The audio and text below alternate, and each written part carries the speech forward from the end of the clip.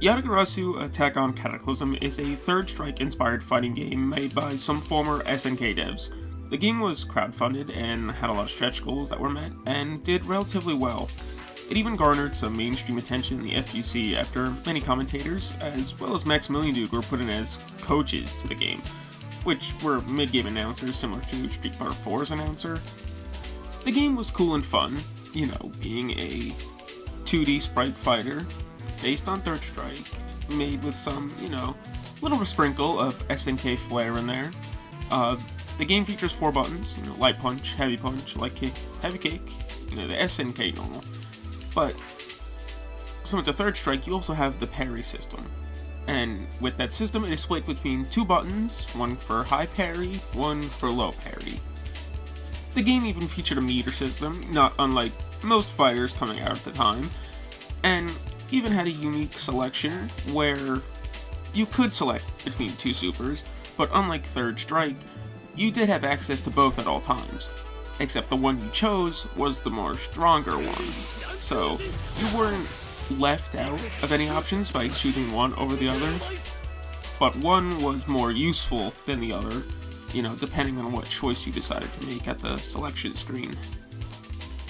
The game originally featured 8 characters, but promised to deliver more through crowdfunding if the certain stretch goals were met, in which some of them were.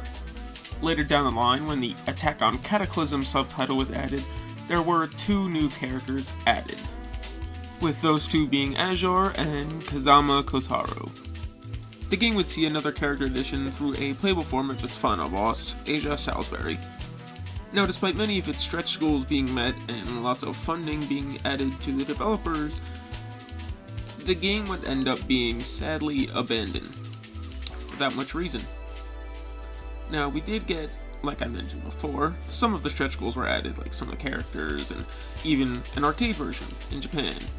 But as for the PC Steam release, we were left with a bare-bones beta, for lack of a better term. The game never even saw an addition of its own online servers, or even rollback. Rollback netcode being one of the most feverishly wished for things in fighting games in modern day, which was merely a simple stretch goal for the devs, that they needed to implement it, but we never got that.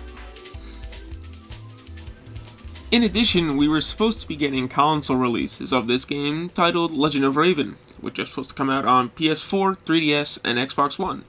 Later down the line, though, however, they would axe the 3DS port in favor for a Vita port. And we even had trailers, playable press demos, and all that stuff for the game. Had a lot of publicity, you know, and nothing ever came of it. Never heard anything of it. We don't even know if the game even physically exists anywhere besides those hidden press copies, but the game truly was just abandoned out of nowhere.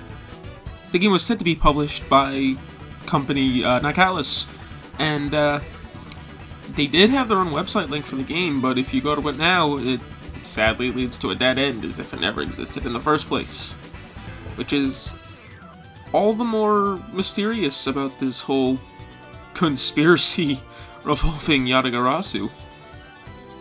And to this day, the Steam port, the only way you were able to play this game, unless you live in Japan and somehow find a version in arcades, is still sitting on Steam for a hefty $15.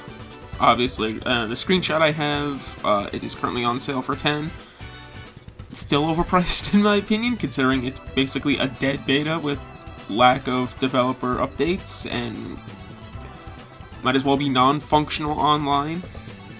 The last mention of this game I am able to find is from a Japanese interview on 4Gamer back in 2018, where the developer stated that a new character was being voiced and in the works of being released, as well as plans to add 2 other characters to the game at some point. Although this is way after PC release was abandoned, so I'm assuming this would be for the Japanese-only arcade version, which has, like, no publicity whatsoever.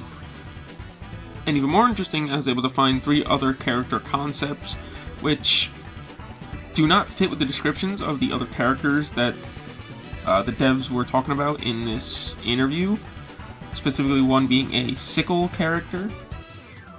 But even then, it is interesting to see that they had all these concepts for different characters, whether it be through story, like on their Indiegogo page, or through the concept designs, like I had found in my deep rabbit hole search for this game. And just, it's amazing how it just, you know, disappeared from public eye, and nobody seems to talk about it that much aside from the small amount of fans of the game.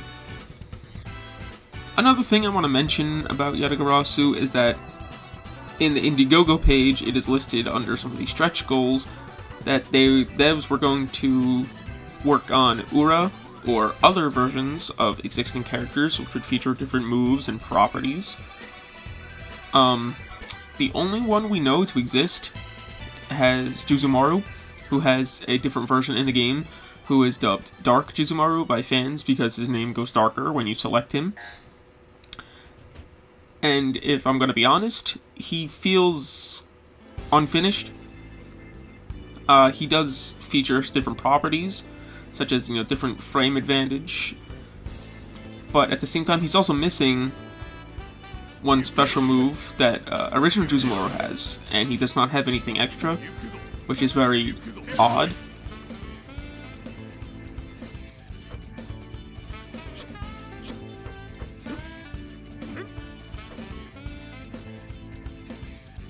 What's even weirder, though, is that in order of the stretch goals, Juzumaru wasn't even supposed to be in the first set of those Ura characters. He was in the second.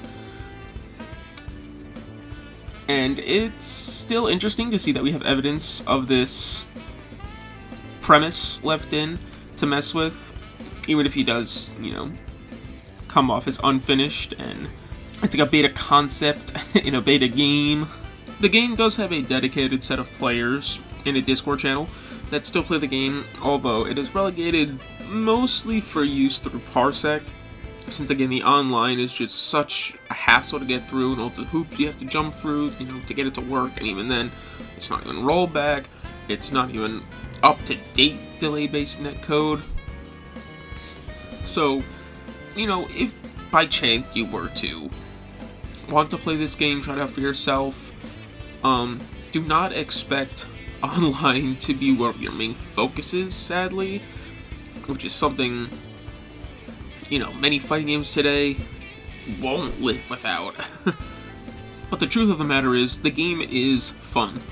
The mechanics, the characters, you know, everything that's in this unfinished abandoned game is good. It truthfully could have been one of those niche indie fighting games that stood the test of time.